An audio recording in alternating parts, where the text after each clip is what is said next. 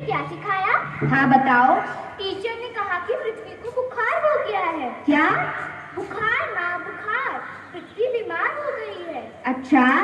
Teacher बोली पृथ्वी का तापमान बढ़ रहा है।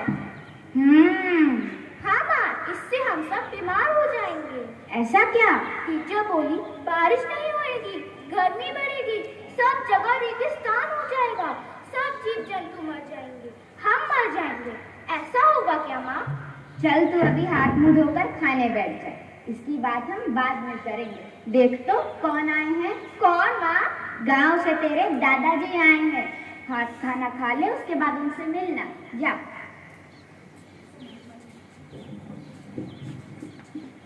प्रणाम बाबूजी, जीते रहो बेटा। अचानक आना हुआ बाबूजी, चिट्ठी भेजती होती तो मैं लेने आ जाता। नहीं बेटा, तुम इस लेयर में तो हमारा काम तो खाली बैठे हैं। और बाबूजी, गांव का क्या हाल है? गांव का हाल बुरा है बेटा। क्यों, क्या हुआ बाबूजी? सब कुछ बदल रहा है, किसी का कोई ठिकाना नहीं रहा।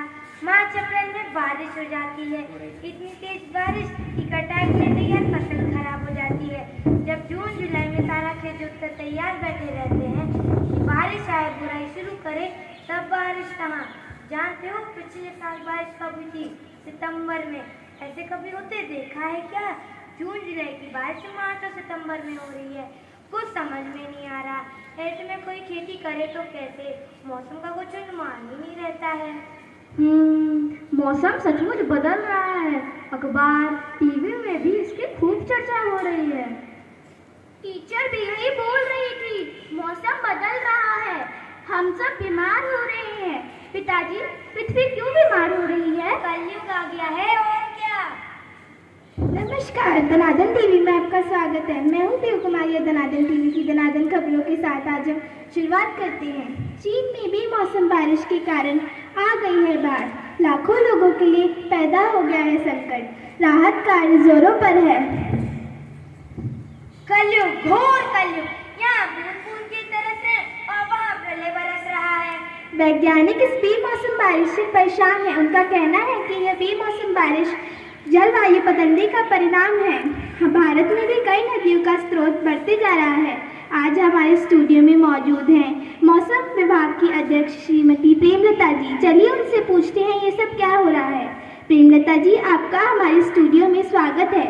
आप हमें ये बता सकती हैं कि यह एक तरफ बाढ़ और एक तरफ सूखा, एक तरफ बर्फ पिघल रही है और कहीं कुछ और, ये कैसा कलयुग है?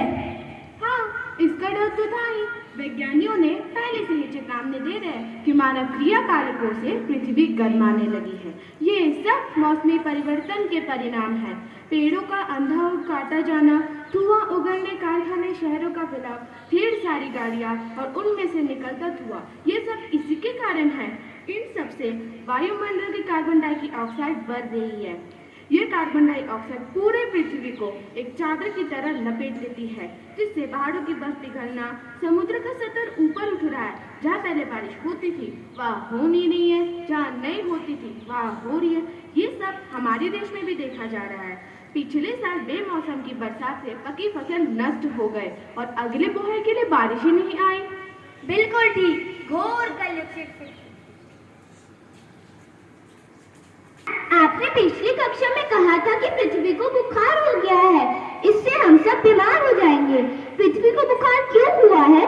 कौन सी दवा पीने से पृथ्वी ठीक हो जाएगी? नीलू, तुमने बहुत अच्छा सवाल पूछा है। पर पृथ्वी का बुखार उतारना आसान है। पृथ्वी का बुखार हमारी की कई सालों की करतूतों का परिणाम है। यदि हम अपनी आदतें बदल ले तो पृथ्वी को आराम मिल सकता है। कौन से काम मैम? तुमने से हर बच्चा सभी वस्तुओं का किफायती प्रयोग करे। बिजली का, पानी का, भोजन का, कपड़े का, कागज का, ये सभी पृथ्वी से चीजें निकाल के बनाई जाती है। यदि हम कम वस्तुओं से काम चलाएं तो पृथ्वी को कम चोट पहुंचेगी। अच्छा बताओ, चोट लगने पर हम क्या करते हैं? चोट पर मरहम लगाते हैं। शाबाश। अच्छा बता सकती हो कि पृथ्वी के लिए सबसे अच्छा मरहम क्या है? नहीं पता मैम। वह है पेड़ पौधे। यदि पृथ्वी का शरीर पेड़ पौधों से ढका रहे तो पृथ्वी को चोट नहीं लगती और पृथ्वी के सारे घाव भर जाते हैं। तुम सबको अपने घर के पास एक एक पेड़ तो लगाना ही चाहिए और उसकी देखभाल करनी चाहिए। पौधे को कहाँ लगाएं? क्या ये जगह ठीक रहेगी? हाँ, यह जगह अच्छी है। लाओ मैं गड्ढा खोदती हूँ। लाओ नहीं, ये पौधा मुझे दे दो। इसके चारों ओर ईंटा लगा देते हैं ताकि हमारा पौधा सुरक्षित रहे। इसमें पानी देते हैं। अब रोज स्कूल से आकर हमें से पानी देंगे। ये पौधा क्या पृथ्वी का मरहम है? यह पृथ्वी को बीमारी से बचाएगा और हम सबको बीमार होने से बचाएगा।